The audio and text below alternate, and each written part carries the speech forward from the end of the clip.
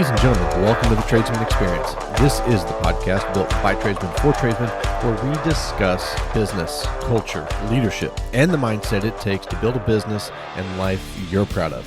My name is Josh. Let's get into it and let's get shit done. All right, part 3, bottlenecks, breakdowns, blind spots, and pitfalls.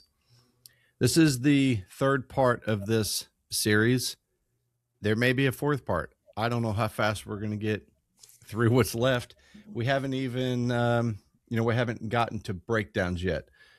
We ended the last conversation. We finished it on financial bottlenecks. So that takes us into culture. And the hard truth of a culture bottleneck is if every decision has to funnel through you, you're not leading, you're throttling, you're restricting. You are the bottleneck. And I think that this is one of the most common bottlenecks in leadership and culture, is that nobody's allowed to make a decision. Mm-hmm. So my favorite tool to teach people in eliminating culture bottlenecks is the art of delegation. Most managers and young leaders, not young in age, young in experience, young leaders, immature leaders, they misunderstand delegation. They confuse it with task assignment. Hey, I want you to do this task, this task, this task. I want you to do this job. I need you to do this. And do it like this. And do it like this. This is how I would do it. Now, there is an appropriate place and time to tell people exactly what you want done and how you want it done. Part of that is onboarding. Part of that is training. Part of that is leveling people up. And they're like, hey, I'm going to show you how to do this. And I'm going to show you exactly how I do it and tell you why. But most people never unhook that leash from their team and let them do what they need to do. So they misunderstand delegation. They confuse it with task assignment. And the differentiator in task assignment and delegation is authority. So if I assign you, if I delegate you, I should say, Greg, if I delegate you to do something, I'm doing two things. One is I'm giving you the opportunity to take ownership of the thing. And two, I'm giving you the authority necessary to make decisions to get said thing done. This is definitely a big disconnect in all businesses. Yeah, this isn't a plumbing issue or a welding issue. This is any business that has more than one person in it that's working with another. Yeah, I get guilty. When you're not trained or taught to think this way, you just naturally bring on somebody and you try to get them to mirror what you do, and then you micromanage them along the way. You don't let them, they don't own that position or that role. They're just almost like a robot or like a drone or an extension of you. So you just follow them around and micromanage them. And how could they ever think for themselves if they feel like somebody's thinking for them? Mm-hmm. And then as leaders, quote unquote, we get frustrated when they come to us with every single question. I mean, well, you can't handle this. You're useless. It's like, well, which one is it? Well, that's what happens is I know we react to every situation and we try to manage the result. Right.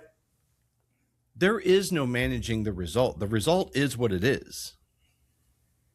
You have to have those preemptive conversations to set expectations, to understand how people are going to do it. And delegation is not something, it's not a switch.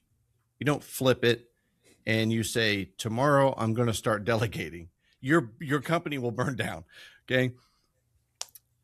There's going to be if you have multiple people, there might be a couple that have a sigh of relief and are glad that you're finally letting go. But there is a process to delegation. The first thing that you need to do is you just need to acknowledge and take accountability for your micromanaging behavior up until this point. And you need to do that publicly, and you need to do it with your team, and you need to apologize for being an idiot. Then you can, because now you're not blaming them for the failed results. You're taking ownership of the failed results. And then you're going to tell them, I want to try something. I actually do trust all of you to do your job. If I didn't, you really wouldn't be here. But I recognize that I constantly manage on telling you how to do the job. I think everyone here is capable of doing your job. So here's what I want to do moving forward. When I delegate something to you, I just want you to walk me through your plan of how you're going to do the thing. I'm going to delegate the plan, and I'm going to give you the expectations. This is when it needs to be done by, and this is what the result needs to be. Walk me through your plan of how you're going to do that. Because the delegation is not managing the how. The delegation is managing the expectations. So you have to let them determine the how. And when they have pitfalls and bottlenecks and breakdowns and blind spots in their plan, that's where you get to offer your expert opinion and advice and experience and go, Greg, I like this part. Let's talk about this piece here. What is it? What are you really going to do here? Well, I'm going to do this, this, and this. Okay. Are you going to need extra equipment to do that? Yeah. Okay. When do you plan on getting a lift there? Or I can say, you know what? I've done it that way and it's terrible. And here's why. So this is what we learned from it, and this is what we do now. And then you educate them in that process. And then that piece gets to be plugged into their plan. But at the end, it's still their plan. And people are much more willing to execute their own plan than they are your plan. And the caveat to all of this is I can't hold you accountable to my plan. I can hold you accountable to your plan because you said that this is how you're going to do the thing. So help me understand why you didn't do the thing. But if I give you a plan and it fails, you can simply go, I did what you told me to do, drill sergeant. Yep. And that's the end of the conversation. And now everybody's angry. So, and I think there's other cultural bottlenecks, but I think this one is just the most prevalent in companies. Yeah, without a question. The other piece of the cultural bottleneck that I think is probably a pretty close second to the delegation, and that's just having the right conversations with people. And I don't say hard conversations. And the reason that I reframe that is because if I tell myself, okay, I'm just going to have a hard conversation with Greg tomorrow, I'm immediately programming myself to anticipate conflict. Defense. I'm going in defensive, and I'm expecting, I'm not only expecting, I know that I'm going to make you defensive. Mm-hmm. Well, two defenses can't be on the field at the same time. No. So if I sit back and go, okay, what are the conversations that I need to have with Greg, and what's the right one to have today? Because I need to discuss this thing. When you look at it that way, and you truly do understand holding people accountable, you never go into a conversation with an accusation. I don't care if you've got 50 pages and you've got photos and you've got video surveillance. You can have it all out on the desk, and I'm going to say, Greg, I've got a lot of information in front of me here that creates a pretty heavy speculation. But I would like to have you help me understand what's really going on. So regardless of the evidence, I always want to take the approach of seek to understand. That's hard. So difficult. It's very hard. Especially when you have the proof. Right. You know that the thing happened. And I mean, I've been in these situations where I don't know if I've done it as gentle, but I'll let you talk yourself into a hole first. Like, what happened? Tell me your side. Oh, well, this, and this, and he said this, and he did this, and then you slide over a piece of evidence. And you say, okay, I hear you, but what about this? Oh, well, that's so and so and whatnot, and then the narrative kind of changes a little bit. And then they start to admit a little bit, and then you start feeding them that evidence, and they either just go into straight up denial, and you're like, okay, you're crazy, or they slowly talk themselves into the fact that, yeah, sorry, I suck, and yes, this did happen. Okay, then why didn't we just start with that? Also, the moment that they verbally, what's the word that I'm looking for? That they assign any type of blame to another person. You know what, Greg? Let's bring Josh in here too. Let's just go ahead and have that conversation. If he had that much influence on what's going on, let's just bring him in here and we can all talk about this together. Now, I've done that, and that's the thing is, like, when I had, and this is not a matter of if, it's a matter of when you have internal conflict, and I'm not talking about just the bullshit that we do to each other. I'm talking about something that is affecting the culture, that's spending leadership equity, that's causing harm. Every single time that happens, I bring everybody into the office from day one. You don't even get a one-to-one interview opportunity with me. I bring everybody in that's involved. And I close the door and I'm like, here's the deal. Nobody leaves until we get this handled. Everybody will get their turn to talk. This is the problem that I see. So help me understand how we got here. And I've done that multiple times with people. How does that end? Beautifully. Every time, 100% of the time, because having a good culture and having a good leader and having clear expectations helps. It's lack of communication or misunderstanding. It's 100% of the time, it's a miscommunication. It's never deliberate. It's never malicious. No, people but the speculation bug comes out and all the things. Isn't it funny how just because we think something, it's fact? Yes. Yes. We die on so many because hills. Some people think it's so hard that it becomes a reality in their own mind. Yeah, we die on so many false hills because it's true to us. Yep. Brain's a very powerful thing.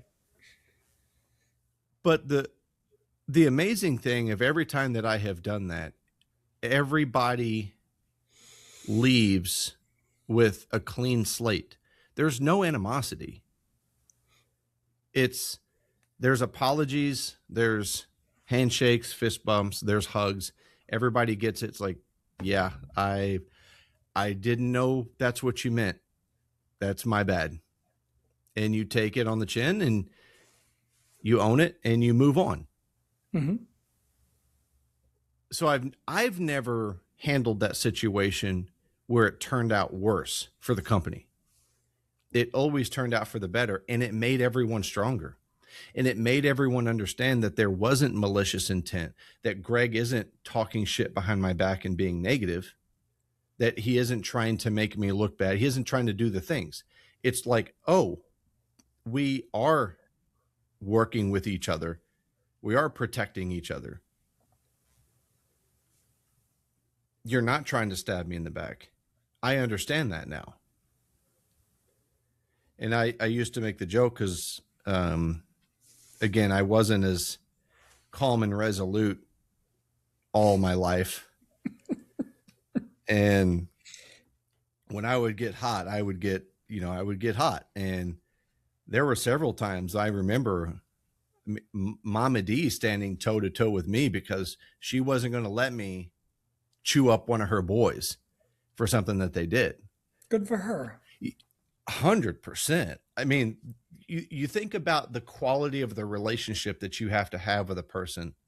And it wasn't that she didn't want me to handle the problem. She just wasn't going to let me do it mad.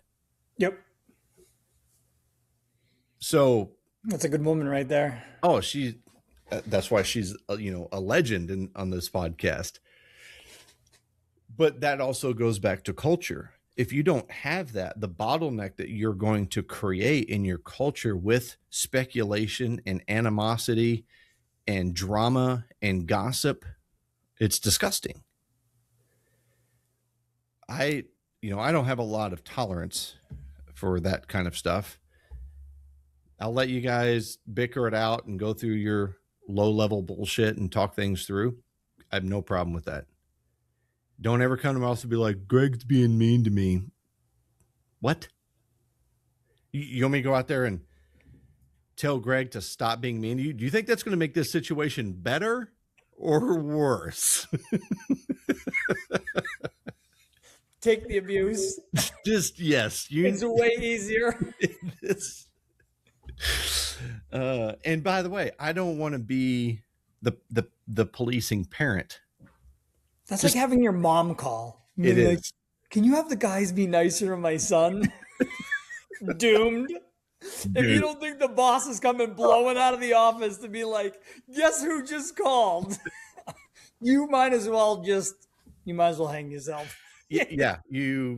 It's over. You better just quit right there. Or be able to really take some heavy abuse. That'll either make I remember that working at a company and the boss came out and he told everybody. That poor kid, he wasn't there longer than a week after that. Well, he couldn't take the abuse. Put him through the shredder after that. Yes. It wasn't even heavy hazing prior to the phone call, but he found out what heavy hazing was. Bro, if we work together and your mom calls and somebody tells me that I have to be nicer, you're getting the opposite. Yes. And like 100% of the opposite. Maybe 110%. You're about to be word raped. Yeah.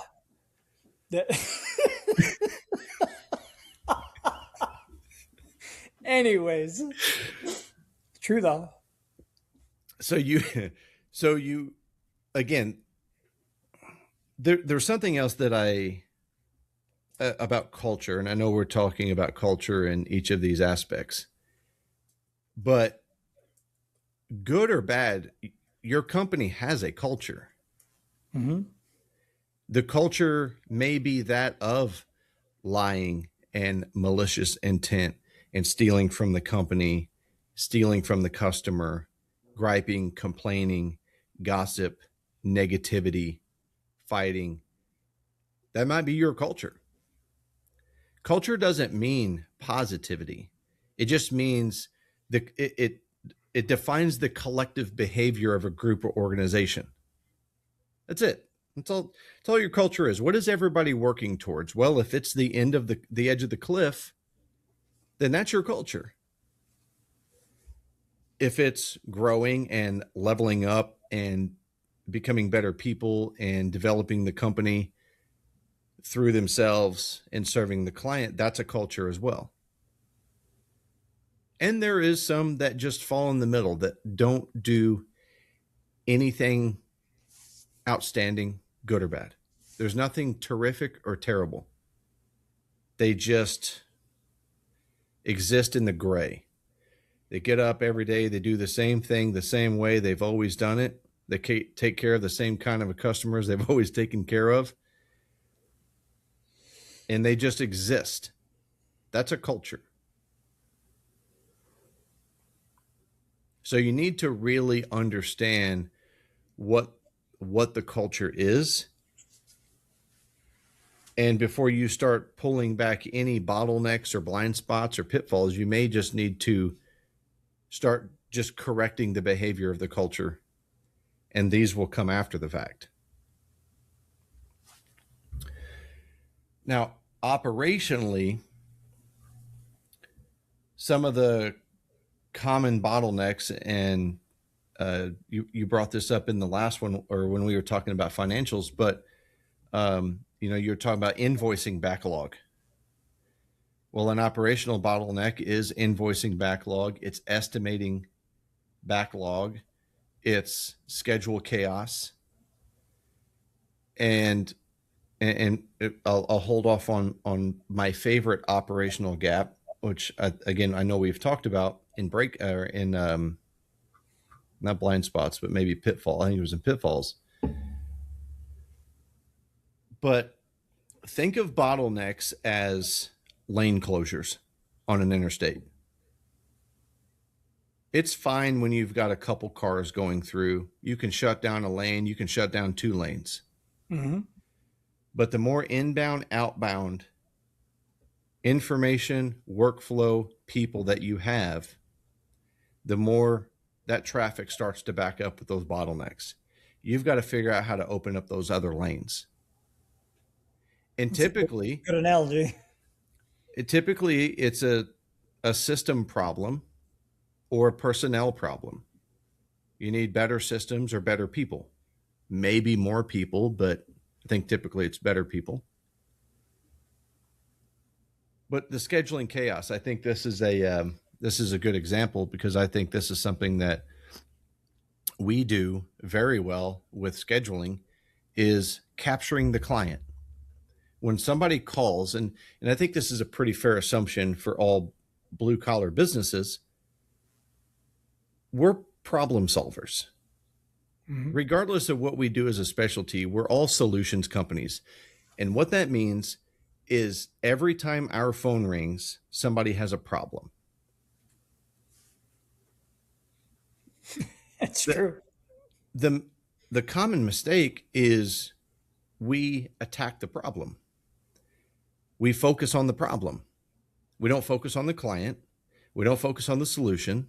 We focus on the problem. So now the customer calls. They announce that they have a problem. They hand us their problem because we're the professionals, and we look at it and we say, wow, this is a really bad problem. And we hand their problem back to them and go, I'm not sure when we can get there, but here's your problem back. I've looked at it. It's a great problem. But here's your problem back. So now the customer's confused, because they called you and your diagnostic was just saying that they're right. Oh yeah, you're right. You have a problem. Thanks for calling. So this whole scheduling chaos and not being able to capture the client and take control creates so many ripple effect problems in the company. And then people wonder why a year later their phone stops ringing. Mm-hmm. So you need to have a very clear process of how you're going to navigate that customer along this journey of them, of bringing them into your company, solving their problem, informing, educating, decision-making, implementation, and then carrying them out the other side, happy customers. Everybody should know what that process looks like. I can tell you without looking at a piece of paper, I could walk you through every fucking step of what that process looks like for our companies. Because we just focus on serving the customer. Well, when you don't have that, you end up with chaos. And here's my favorite example of schedule chaos. Greg calls me and he goes, hey man, I'd like to get a price on a new furnace and air conditioner. Yep, we do that. And here it comes, Greg. And Greg goes, well, when do you think you could come out and take a look at it? And the person on the other end of the phone, the business owner, the salesperson, whoever it is, typically says, what works good for you, Greg? That is the worst possible response that you could give that customer. If you said, Greg, we're booked up for 3 months. If that's something that you can wait on, we can get you on the schedule. Otherwise, we won't be able to help you. That is a better answer than saying, what works for you? Because you just empowered that customer with all of the authority and all of the decision-making authority to run your business.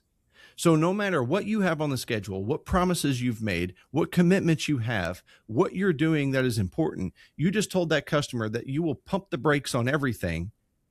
They just got to tell you when they want you there. That is bananas to me. That is scheduling chaos. So you need to have a simple system in place that when someone calls and Greg says, hey, I want to get a price on a new furnace and air conditioner, we can go, Greg, let me take a look at the schedule. We've got availability tomorrow afternoon between 2 and 4, or we can be out there Friday morning between 8 and noon. Which of those times works best for you? That's all you got to do. And if they want it fixed, they'll make it work. And the other cool thing that happens is if the two options that you give them don't work, guess what they're going to respond with? Is there any other times? Hey, do you have anything next Wednesday morning? Let me check. Okay, so now we're having a specific conversation and we're in control. When I hear people say that, I want to pull my hair out, the rest of it. And because I was going to say, you must have heard that a lot. It's all gone. It's all gone up here. So I like using that example because everyone is guilty of it. Everyone is guilty of it. You answer the phone, you're in the middle of a job site, somebody wants something, and you're like, yeah, what works good for you? And you hang up the phone, and then the other chaos happens, Greg. What happens, Greg? You don't write it down. And nobody knows of the promises that you've made. So the customer calls tomorrow at 8:30 when you were supposed to be there at 8 because you said you were going to, and it's a complete fucking surprise. Terrible system. You're better off letting it go to voicemail. Now the biggest gap, again, we talked about this earlier, but the operational bottleneck, the handoff between sales and installation, sales and fabrication, sales and bringing the thing to life. Again, yes, it's a pitfall, but at the gate of that pitfall is a terrible, terrible bottleneck of information. Because again, where is it going? We have traffic backed up. No scheduling efficiency, no communication efficiency, no expectations, all of it. It just continues to, that traffic continues to stack up on that interstate because 3 of the 4 lanes are closed. You've got to fix the operations. You've got to fix the bottlenecks. And typically you can fix a lot of bottlenecks with systems. You need people to manage the systems and you need implementation of the systems, but most of the time you can correct bottlenecks with systems.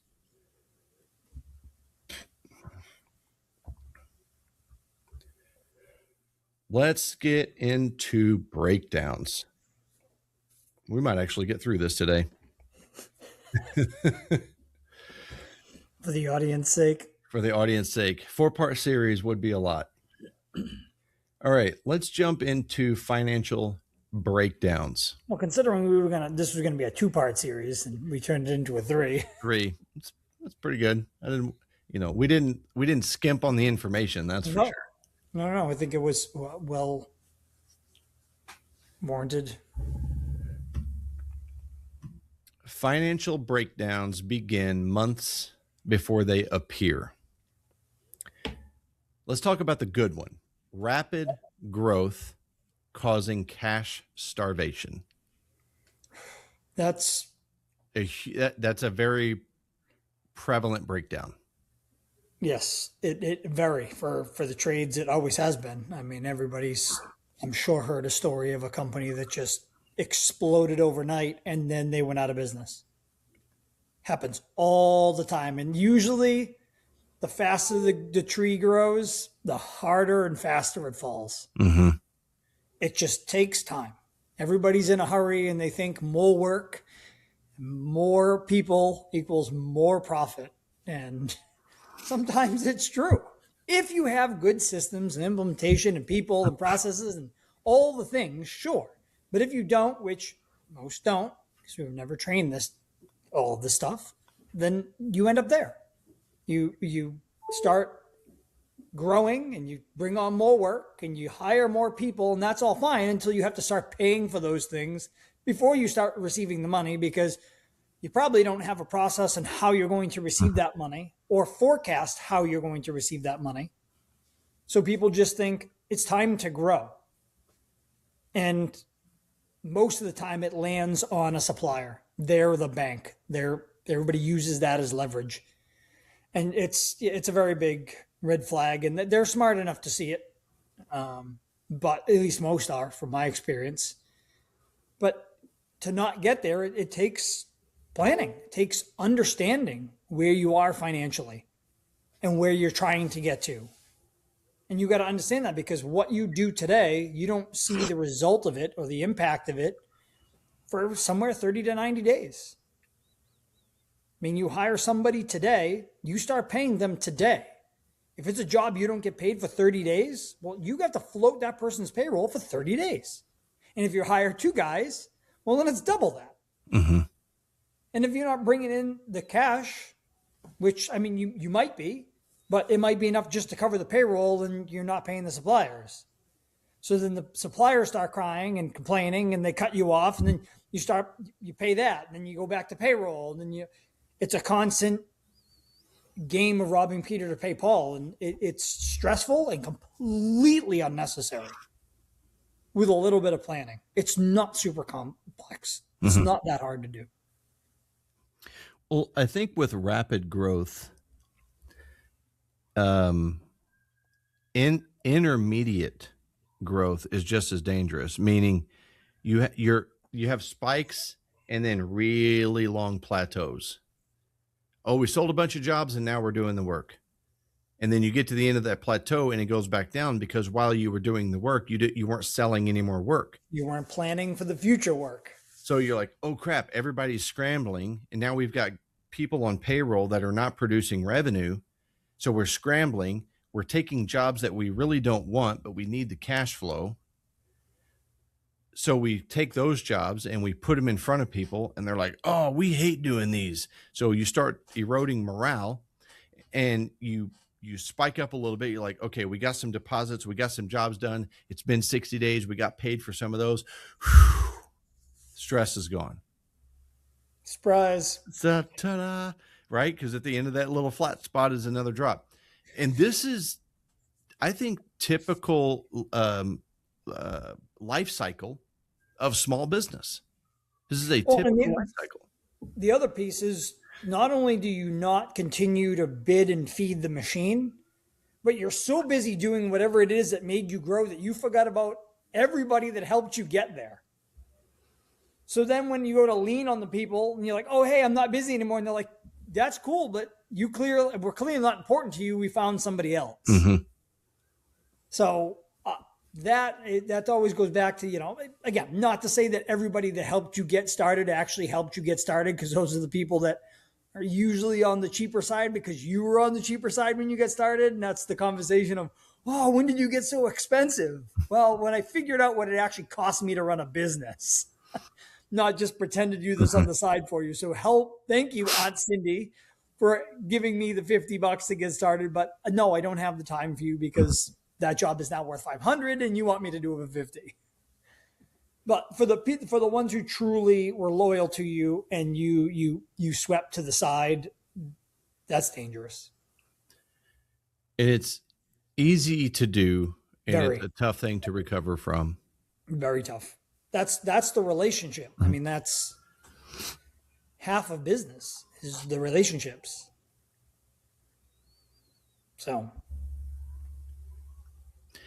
This connects to the financial breakdown piece, but when I hear somebody tell me that, and I want to preface by saying I'm guilty of this, when I hear somebody tell me that they don't do marketing because they have more work than they need and their business is always ran off of word of mouth, you should still be marketing.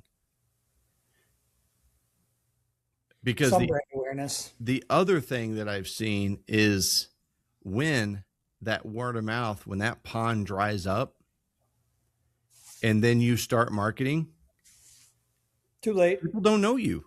No. And it takes months and years to develop that presence, especially in this day and age. You get mowed over tomorrow by somebody who's the next SEO king or website or social media guru. Like you just get pushed right down in the rankings, gone. I've seen these flowers pop out of nowhere. I'm like, oh, we're just cruising, everything's fine. And then this new guy who started a business, he ranks 3 above me. I'm like, what? Nobody even knows who this guy is, but he's ranked above me. Well, got to stay on it. And that's who gets the call. Nobody calls the 10th person on the list that Google pulls up. Nope. If Not you're in this not, day and age. no, nobody's skipping to page 2. There's wait, there's a page 2? That's the joke, right? There's like 6 million pages, of you look up something and it's like Google, generated 1.7 trillion results. Does anyone click to page 2? If it's not in the first 3, you fucking change what you Googled. And you're like, I meant near me. Right? And but granted, you might be able to, like when I Google something, obviously there's the paid ads that pop up first, right? I always go down to like the first organic one. Because the one that's organic, that's at the top, they've put some effort in to be there. The ones who are paying to be up top, like that's just who wants to pay the most that day. So that's what I do, because you can never, I don't understand the algorithm, I'll be honest, but I know that I don't want to say I don't trust the advertised ones, but I feel like those are like falsely put there, right? Like I paid to be there. I could suck, but I'm still number 1, but I just have enough money to be number 1. The one who's organic, I'm like, well, clearly they're trusted because their reviews are stellar. But I recommend to anybody that, check that and check your competition. Look to see, like the ones that are paid, like see what their reviews are. I've clicked on some of them before and their reviews are absolutely garbage in comparison to the one who was organically number 1. So that's just my opinion. I do the same thing. I don't click the sponsored ad. Yeah. Sponsored. Thank you. That's the one I was looking for. Yeah. I don't click the sponsored ad. I always go down. I just don't trust them. I don't. I don't know if you're a paying turd. Like you very well could be. Turd in disguise. The financial breakdown by not having a market presence it's hard to quantify until you don't have any work. Yeah.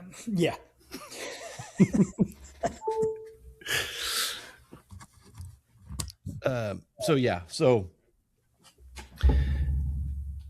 margin collapse from pricing mistakes. This is a huge financial breakdown. Margin collapse from pricing mistakes. No job costing. Oh, yeah. You're guessing. I think I can do this job for this amount. Or my buddy does this job for this amount, so I can do it for this amount. You could be right. You could be wrong. Do you want to gamble? I mean, you might as well go to the casino and put it on red or black because that's what you're doing. You're guessing. You're gambling. Mm-hmm. You need to know. I can't emphasize enough how much you need to know that number. You need to know how much it costs you. Well, this is the breakdown. Typically on the front end, when we do a proposal, I'm going to say and I'm going to give everyone benefit of the doubt that they have some level of due diligence in getting quotes for material, calculating out labor. You know, I'm being kind, yeah. But let's say that they're at least doing that. They're pricing out what they think that it would take to do the job, time, material, markup, all that shit. They sell it and then they go do the job. And that's where it ends. The breakdown is that no one revisits the job to see if they made any money or made what they anticipated on making. Right. Well, I mean, so that trap happens because it's just your time, right? Like you just go and do it and you ended up with positive, the account's either higher or lower. That's the gauge. It's either more than it was or less than it was. And the bigger problem is when you do that and then you hand it off to somebody else. They don't do it in the time that you allotted because, I could do that job in 2 hours. How come it took you 4? Well, first of all, they're not you. Second of all, I'm sure you didn't ask them to walk you through their plan on how they were going to do it. So you could compare it to how you were going to do it and then say, okay, well, I didn't bid it like this. This is going to be a problem. I'll help you with this one. And next time I'll put more hours in there because I know it's going to take you longer. But again, that all starts with understanding where you landed on the job to begin with. If you know what the job cost you and you know you went into it and you did it for what you thought it was, you should know at the end, well, how much was left over and what that percentage is. Is it good or is it bad?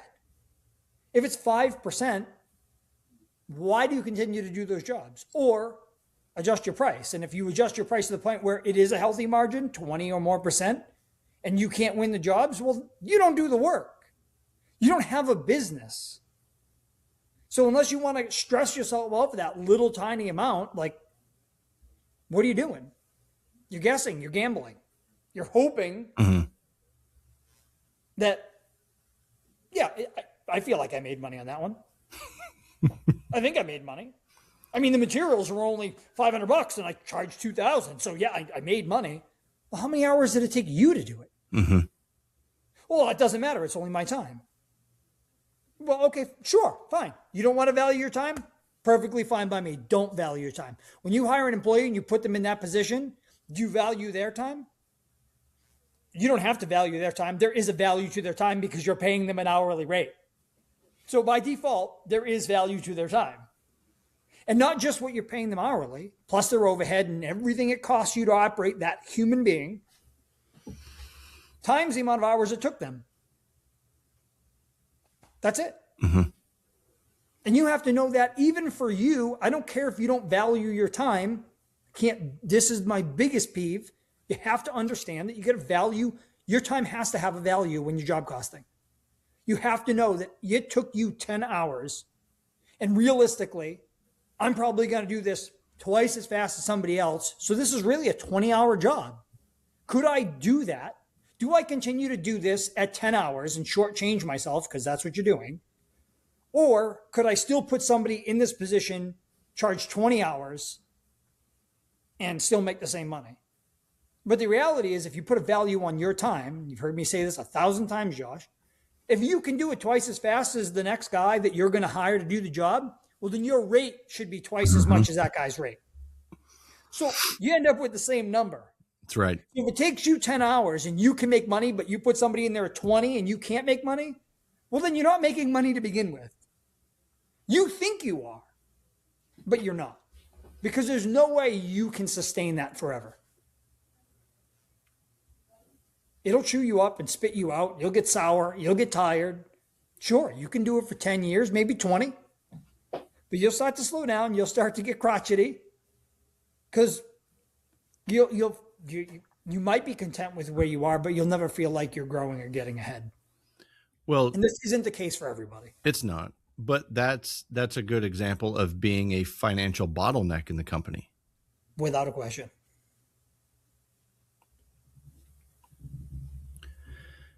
Culture breakdowns. People don't leave jobs, they leave leaders. Yep. I know And that one.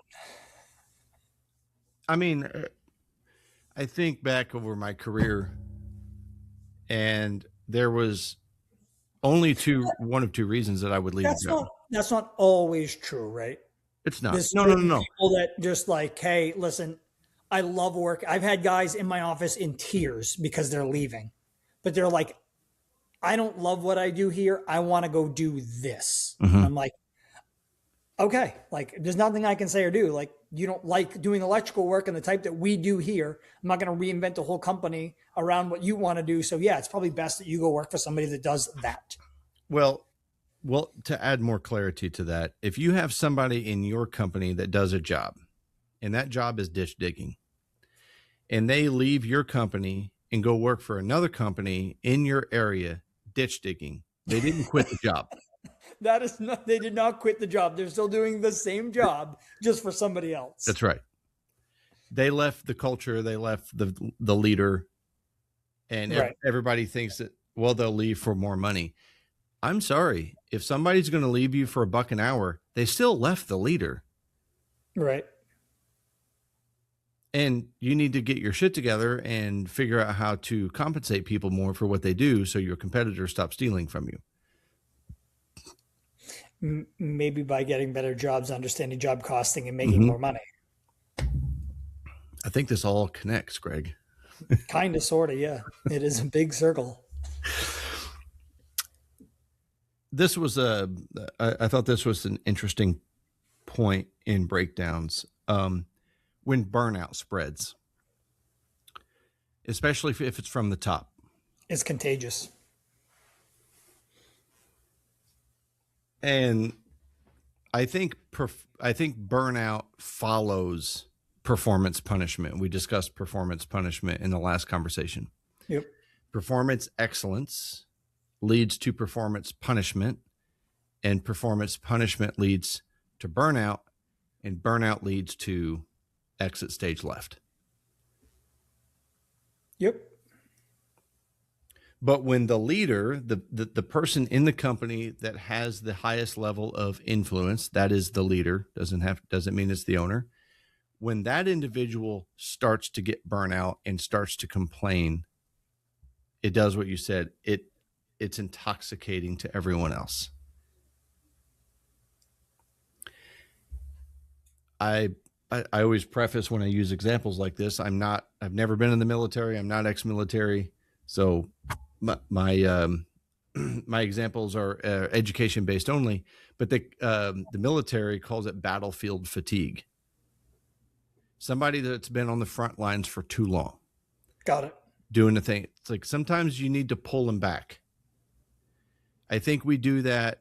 I know as leaders in hard chargers, we do that. We do that with our teams because we're leaders in hard chargers. And when we push them out in front again and again and again and again, that battlefield fatigue, that burnout can start to set in. And this is always the debate, right? Because I think people misunderstand burnout. I'm not talking about being tired. We were making the joke before we started recording, right? Like you're going to be tired. Your feet are going to hurt. What did I say? I don't know what you said to me. You ignored it. Oh, you said it was weak. You said being tired for the week. For the week. And you said, sign me up. I said, I'll take a nap like a baby back bitch up in here. But I think that again, when and I'm the same way. If I smell blood in the water, if we're on a long job, hard job, long day, and you're like, oh man, my feet hurt, I'm tired. If that's blood in the water, you're going to get eaten. And I remember several years ago, I was working at the Tesla Gigafactory. We got contracted to do some work out there. and it was a fun job, but you're crawling around on concrete all day. But we were getting after it. And one of the guys that I had with me, an older guy, solid dude, we got along really well. We were probably, 3 or 4 weeks into this project, and we were on break. And I was just kind of sitting in my chair, just taking a break. And he goes, "You all right?" I said, "I'm just tired today." And he goes, "God damn, I didn't think you ever got tired." He said, "I'm glad to know you're human." And that was it. That was it. He was just like, "Holy shit. All right. You're not some weird cyborg. Got it." But if you say shit like that every day, yeah, again, that's blood in the water. That's not that's been burnout. every day's. Oh, it's been a long day. I'm like, if every day's a long day, it's just a day. You know what's coming. It's long. Mm-hmm. It's only as long as you make it. If you look at the clock every 5 seconds, yeah, it's going to be a long day. And don't you have better things to be doing than looking at what time it is? I love the days where I look down the time and I'm like, oh my God, it's already 2:00. I only have an hour left. I got to haul ass. And then you stop and you think, no wonder I'm hungry. What happened? Where am I? Those are great days. Those are the best days. Those are great days. But I think the real burnout that really happens, if you don't address that, if you don't detach, if you don't take a couple days off, if you don't spend a long weekend away, if you don't do those things, it will constantly bring people down. And this is why, again, talking about blood in the water, that's not weakness. It actually takes a lot of courage to acknowledge the fact that you are on burnout and how drastically it's affecting your team. And I can tell you from experience that when you do detach and you're like, "Hey boys, we're going to quit early today," even if it's a 2.5 day weekend, right? You don't run late Friday. You don't work Saturday. Just say, "Hey, we're going to wrap it up early today. We're going to go cook some burgers and stuff at the shop, and then everybody can go home." That Monday, when everybody comes back, everybody's recharged. Or if you're the one that's intoxicating everyone and you take a couple days off and you come back, they're like, "Hey, are you good? You needed to take time off." I've had people on my team tell me, "You needed to take that time off. I'm glad that you left." Because again, you push to the point where you become a burden. The law of diminishing returns is hanging on to everything that you do, and you're spreading it to everyone that you have. You got to understand it when you get there, but burnout is a real thing. Culture breakdown, we talked about it, but the turnover of key people. I have learned, Greg, and I think you can attest to this, that when someone exits your company, other than the example you gave, somebody left your company and they moved away, that's not calculated as turnover. They didn't go anywhere else. They didn't do another thing. They moved away. Outside of that small example and maybe one or two others, when someone exits your company through volunteering or you firing them, you're going to clean up a mess for 6 months. I don't care how great you thought they were. I don't care how great they thought they were. We call that the ghost of employee pass. That's great. And they come out of the woodwork at random. Oh, dude. Sometimes a year later, one will pop out. I'm like, still haunting us. Yeah, there's a flare up, when you don't expect it.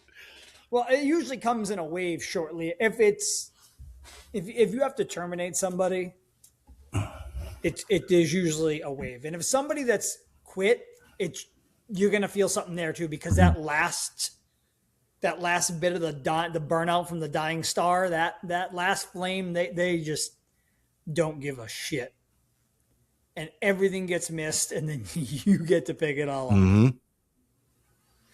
You know it's real bad when there's like you can see the pattern mistakes starting to happen, and you get harder on that person to clean up those mistakes, and the mistakes start getting worse, and then you have to let them go. By then, the damage is already done.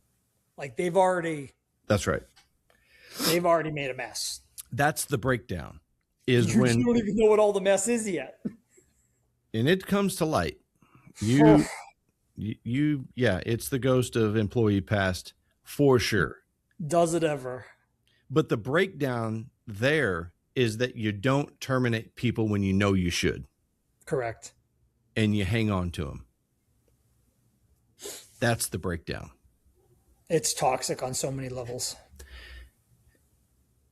The dichotomy to that is I always err on the side of leadership. And if you do, you're going to learn pretty quickly if that person's going to turn around or not. But if you just do this merit, reprimand, detention system for their mistakes, you're not measuring culture by doing that. You don't have your thumb on the pulse of what's happening. You're just like, oh, Greg made another mistake. Here's a fuck up form. Sign it. You know, you're not addressing anything. And then when it all blows up in your face and they quit or you fire them, you realize you should have done it months ago. The other employees know that you should have done it months ago. And probably your customers know that you should have done it months ago. Yeah, that is one of my least favorite things is when you finally get rid of somebody and then everybody is like, oh, well, I was waiting for this. Well, it's about time. Reading everything you were going to let them go. It's like, what, dude? How about a phone call on the side to be like, hey, man, known you for a long time. We've had a great relationship. The dude that you hired, that you let take over, really sucks. Okay, cool. Let me do something about that. Mm-hmm. Instead of being like, wow, thank God you got rid of him. He sucked. And then the employees, same thing. Oh, shit, finally, I would have fired him months ago. I'm surprised he still had a job. I'm like, do you still want a job? We need to work on our communication a little better. Oh, man. That drives me nuts.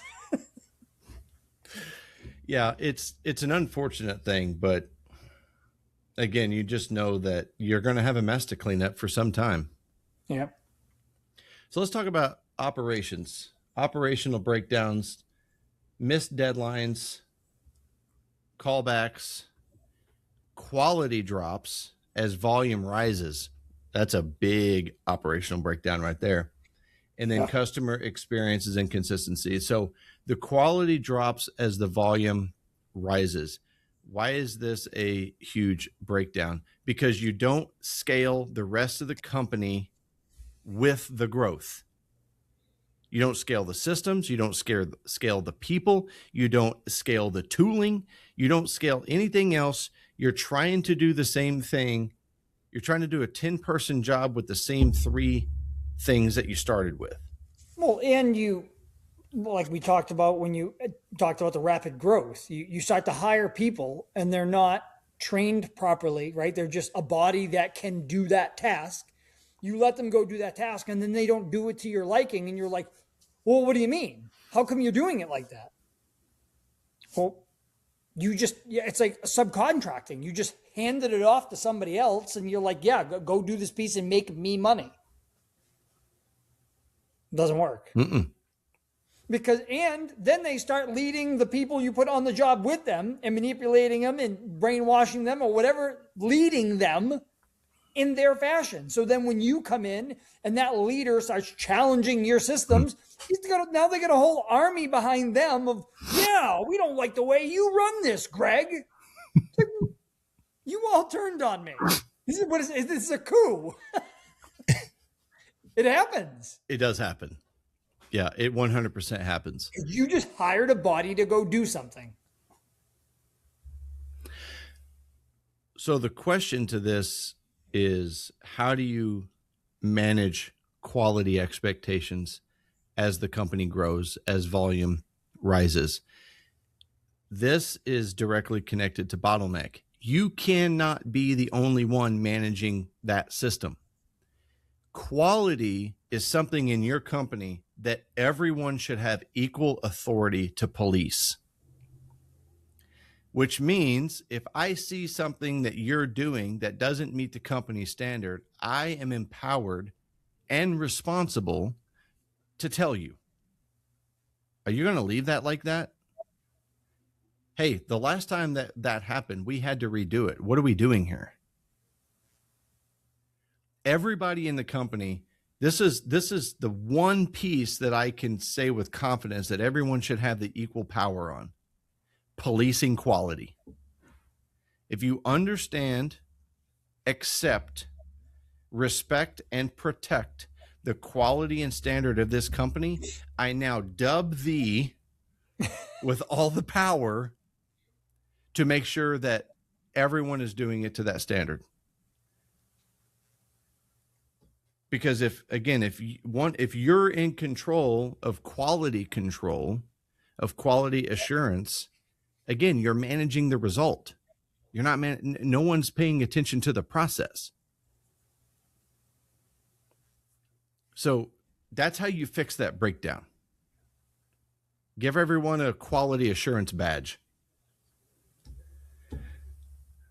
With quality drops, callbacks increase.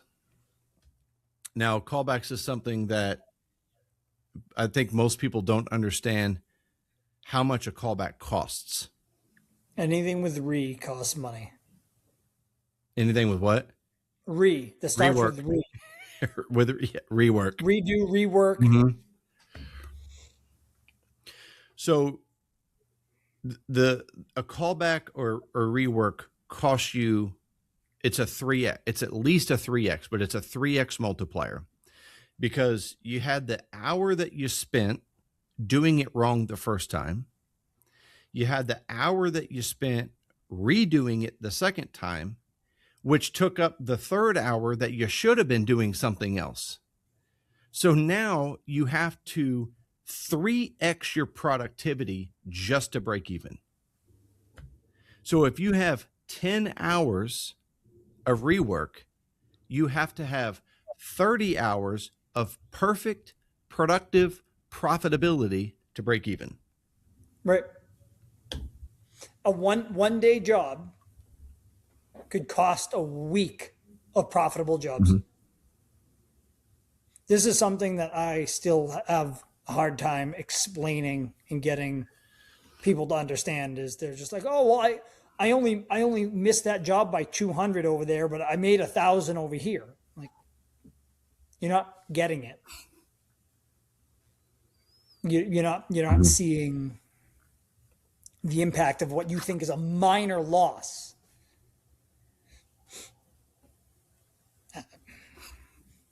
I'm speechless.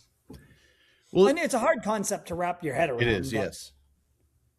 It took me a long time to understand the impact of rework. Is huge. And when you have team after team after team doing the same thing, you'll never. Or if you have just a team that is just not profitable every day all around, and you're just assuming mm-hmm. that they are because you're not job costing properly, somebody's got to make up for that. Mm-hmm. More doesn't always mean more money. That's right.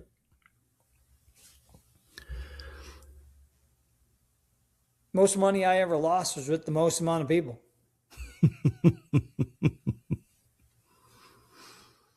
And that's kind of the common life cycle, right? The growth, the big numbers, the big overhead, the smaller, the less money you make because we don't do all of the small steps. And I think there's a bit of a rush to failure, right? When you grow too fast, because this is going to sound accusational. I think a lot of it's ego growth. Well, I got $1 million job. Yeah. And Cool. yeah, great. It cost me $1.1 million, but I got $1 million job. And you always hear stories, right, of what you see and what goes on behind the scenes. And part of when you see people jump out, like you said, they spring up one day. You're like, where the fuck did this company come from? And now they do have, there's 6 new trucks and they've got all of the heavy equipment and they've got all the things. You're like, the immediate response is, oh, dude, they're crushing it. Crushing it. There's the cackling, right? Uh-huh. Oh, you're so and so. Oh, they got 15 guys now, and I'm just like, okay. And then a year later, they come back. Oh, dude, you hear about so and so? Everybody's looking for a job. They went out of business. I'm like, no way. You wouldn't say. I didn't see that coming. And I think what people need to understand is because there are companies that grow aggressively correctly. Correct. And by correct, I mean it's managed and calculated. Calculated. This, again, the ego purchase, the ego growth. They just buy all the things and they show up and you're like, well, if we look big, we'll get big work. Say, what? There's some truth to that, but you got to be able to afford big. Mm-hmm. You got to be able to play big. You can't pretend to be big and have the things that are big, but not really be big, because you'll find out how big you really are really quickly. What I find more impressive, we have a client that does this. I know you'll know who I'm talking about. Super small company. They're a sleeper company. They do crazy projects. Mm-hmm. And he's so good at managing it and controlling outsourcing, works with subcontractors. But if you saw their scope of work and then you saw the company, you'd be like, no way. You'd be like, this, you're lying. No way. You're lying right now. And, this dude, too dumb to quit is what we'll call him. I hope he's listening. I guarantee he is. And I'm sure he'll text me after this. That he constantly impresses me because he's not any of the things that we're talking about. No.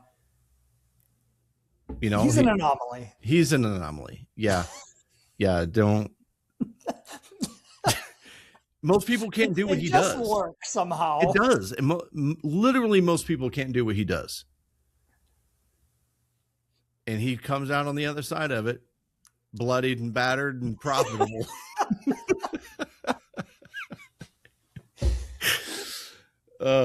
He's great. I've been talking to him quite a bit. He's got a big workload changing, and we're having some conversations. But again, those are exceptions to the rule, not the rule.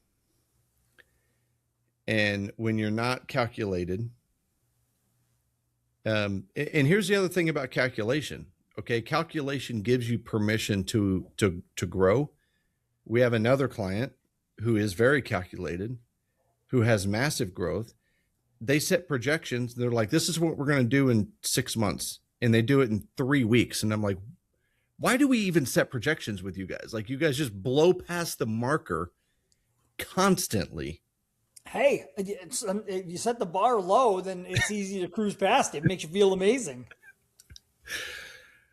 But you talk to them, they're like, oh, we hired 3 more people. Oh, we got this. It's like, oh, we have. And I'm like, again, is it calculated? Yes. Are they managing it? Yes. Do they have a tremendous support team and a fucking wicked ass team? 100%. Their key leaders are monsters.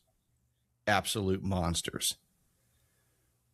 But again, that's not how most people play the game. They just jump in, both feet, balls deep, no plan, no calculation, no management, no processes, no leadership, no expectations. And then you wonder why they died. It's like, Yeah. My favorite is they wonder how they died. That's true. I don't know how this happened. I'm like, really? You spent far more than you made and you don't know how this happened. Okay. You shouldn't be in business. You should take kindergarten math over. That's an addition and subtraction problem there. Cool beans, man. Well, that gets us through pitfalls, bottlenecks, breakdowns, and blind spots. Now, what does this mean? Is I don't want someone to listen to this 3-part series and then stand there and not know what to do with their hands. Right? Start typing on the keyboard, bluecollarinsiders.com. True. Get on it. Get in the coaching. Our next one starts, I think, in May. Our next boot camp, starts in May. We talk about a lot of these things, and not only in the structure and the training and the modules, but in the conversation of the coaching. But to prevent getting overwhelmed, you need to step back and evaluate all of this information and pick one thing in your business to improve. And then when you get it fixed, pick another thing in your business to improve. Where's the big leak? If you're not job costing, start job costing. That's probably one of the first places that you need to start, because you need to know if you're making money, and you want to know what are your best jobs and what are your worst jobs, because you want more of your best jobs and less of your worst jobs, so you make more money with less effort. So start job costing. Look at the operation of your business. Look at the culture of your business. Start taking some accountability as a leader, and your team will start taking accountability as well. So, well, I appreciate everyone hanging in there again through all of this information. To Greg's point, go to bluecollarinsiders.com. The website is on there. Guys, we help people coach. And there's something I wanted to share with you, Greg, because it was a little bit of a realization I had. Because we say coach all the time. We have a coaching and consulting company. But I want everyone to understand we are educators first. Yep. We are educators first. It does no good to coach you on something you don't know. So we are educators first. With that information, with the tools that you will be provided, that's where we start coaching you and helping you elevate and level up you and your business. So go to bluecollarinsiders.com, jump over to Instagram at bluecollarinsiders. If you got something, you can DM us there. Thanks for spending this time with us. Get out there, get shit done. Be proud to be tradesmen. See ya. See ya.